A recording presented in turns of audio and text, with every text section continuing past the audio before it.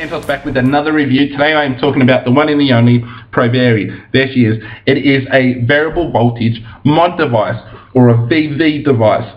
Okay, so when I first started vaping, I started on the blue e-cigs, you know, the little things that look like cigarettes.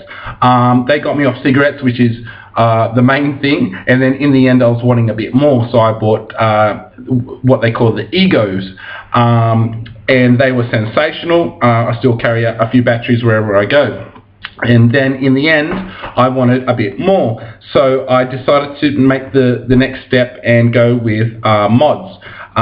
So I looked at a lot of videos on YouTube on these things called mods, and what mods are 3.7 volt base devices. They will stay at 3.7 power outage throughout the whole entire battery life. They use high drain batteries, so even after say 100 vapes or 200 drags on it, it's still putting out a true 3.7 volts, which the Ego does not do. When fully charged, it will give you about 3.7 volts, but after 100 vapes or so, 200 whatever, it will start, the volts will sort of trickle down.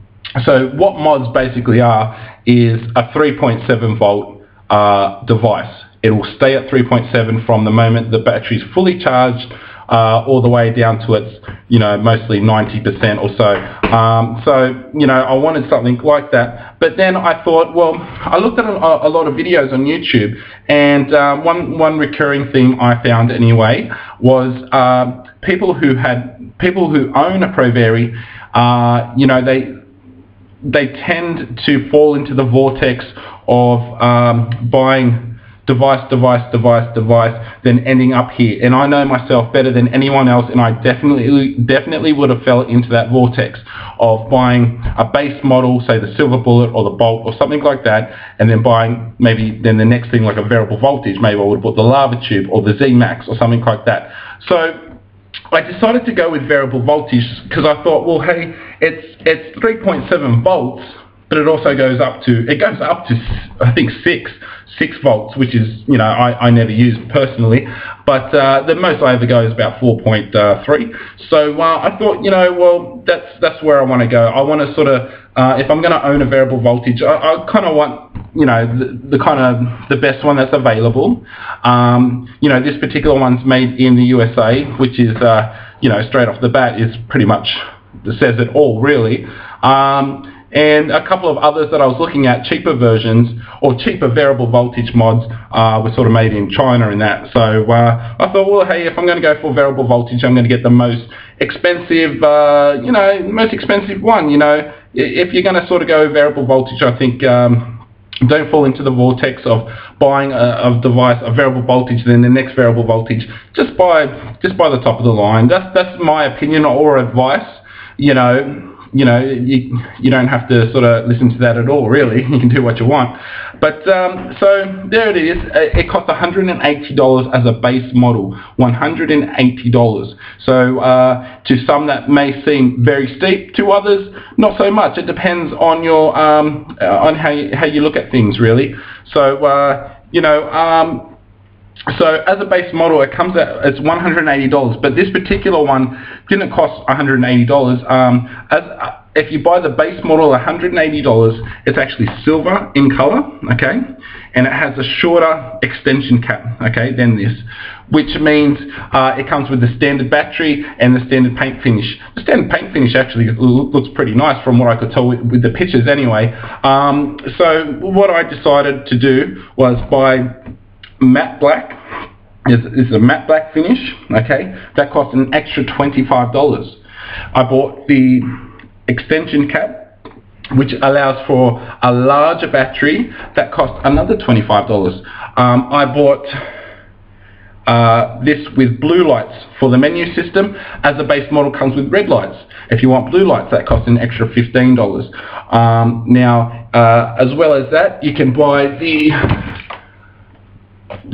case that comes with it. That was an extra $20.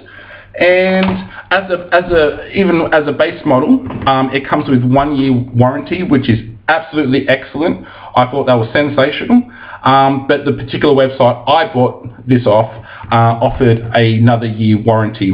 So I've actually got 2 years warranty on this, and if you want an extra year warranty, I think it was an extra $30 or $35. Okay, so that's what it is. It's great, and I'm not looking at any other reviews or on mods anymore, because I'm very, very happy at where I'm at. If you buy this mod, I'm just giving you my knowledge. Buying this mod is in no means a regret. It is absolutely the best thing I've ever had since vaping. Okay, so all I really do from here is I check out fellow YouTubers sort of reviews on sort of devices to put on it. That's what I do, and nowadays I actually create my own reviews and sort of share my opinions also.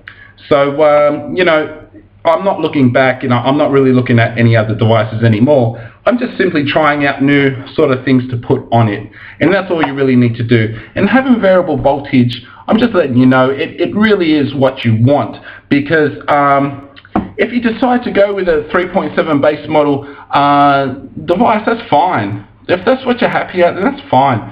You know, personally with me, I used to like smoking. I used to like smoking, and I like technology. So for me, vaping is such a perfect blend. You know, I get lost in it. I try everything that I can, and so for me, having a variable voltage is just that sort of extra gadget for me. It's not a novelty. It's not. Changing volts up and down makes a huge difference. How you vape this on 3.7 volts on this is totally two different things. Okay, there's ohms, there's where the atomizer, where it's located, there's all sorts of things, so all sorts of variables. So if you have a device with variable voltage, you can counteract things that you may not like. And you can bring up the power to get the right sort of vape that you're after for different devices, because they're all different and they all produce different throat hits. You know, you might get something and it doesn't produce that much of a throat hit. So having a variable voltage, you bring up the power, and then you're able to sort of maybe get the same sort of throat hit that you were getting with a different device at the same sort of voltage. So that's, you know, that's what I want. You know, I love these kind of things. So it was right up my alley, really. So that's just my advice or opinion on it. You know. So anyway, we'll give it a quick vape. This is a Vogue F16, and I'm currently running this at 4.2 volts. Okay.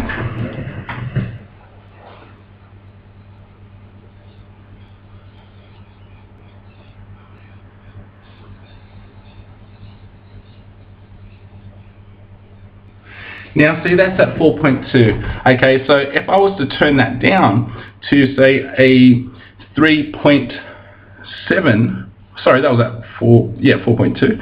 So if I put that back down to 3.7, so this is what it would be like if I had a silver bullet or a bolt or a whole host of other mods. They're the only two that can sort of come to mind at the moment. But if you decide to get a 3.7 volt device, it's going to do fine for you. Just myself, I'm a bit more fiddly. I like to sort of, you know, test things out at different sort of vapes. Okay, so this is at 3.7 now.